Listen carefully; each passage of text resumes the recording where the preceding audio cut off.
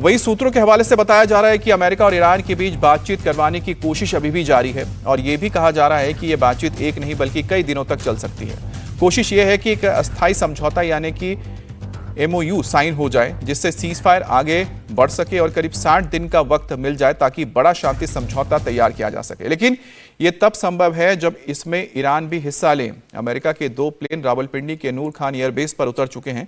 इस बीच पाकिस्तान के गृह मंत्री मोहसिन नकवी ने ईरानी राजदूत रेजा अमेरी मोगदम से मुलाकात की है, जिसमें अमेरिका के साथ संभावित वार्ता और क्षेत्रीय तनाव कम करने के मुद्दे पर चर्चा हुई है। अब दरअसल ये कुछ खबरें आ रही हैं जिसको आप कह सकते हैं कि इसमें कितनी पुष्ट है या फिर अपुष्ट खबरें हैं, लेकिन इतना कंफर्म है कि अमेरिका की ओर से कोशिश की जा रही है कि सीज फायर बरकरार रहे। लेकिन अमेरिका चाहता है कि सीज फायर या फिर जो भी समझौता होगा वो अमेरिका के शर्तों पर होगा, ना कि ईरान की शर्तों पर होगा। इस बीच अमेरिका के राष्ट्रपति डोनाल्ड ट्रंप ने दोहराया है कि सीज फायर से पहले अगर कोई समझौता नहीं होता है तो युद्ध विराम को बढ़ाने की संभावना बहुत कम हो जाती है। ट्रंप ने ब्लूमबर्ग को फोन पर दिए इंटरव्यू में बताया कि सीज फायर वॉशिंगटन के वक्त के मुताबिक बुधवार शाम को समाप्त होगा। रिपोर्ट के अनुसार राष्ट्रपति ट्रंप ये भी कह रहे हैं कि अगर उससे पहले कोई समझौता नहीं होता है तो युद्ध विराम को बढ़ाने का संभावना बहुत कम रह जाता है।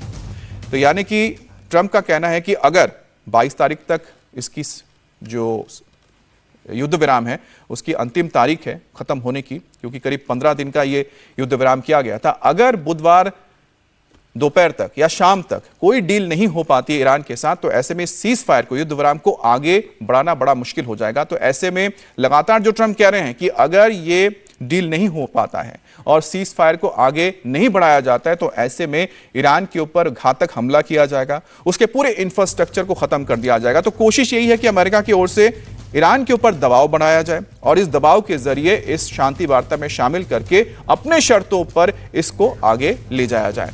इस बीच अमेरिका ने सीज फायर खत्म होने की स्थिति में अपनी तैयारियों की एक झलक दिखाई है।